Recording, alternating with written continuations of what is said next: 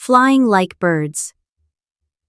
For thousands of years, people watched birds soar through the sky and wished they could do the same. Inventors tried many flying machines, but none of them worked. Still, the dream of flying never disappeared. In the early 1900s, two brothers, Orville and Wilbur Wright, worked in a bicycle shop. But their dream was to fly. They studied how birds tilted their wings. They built many gliders and tested them again and again. On December 17, 1903, the Wright Flyer lifted off the ground, flying for 12 seconds and 36 meters. That tiny flight changed everything.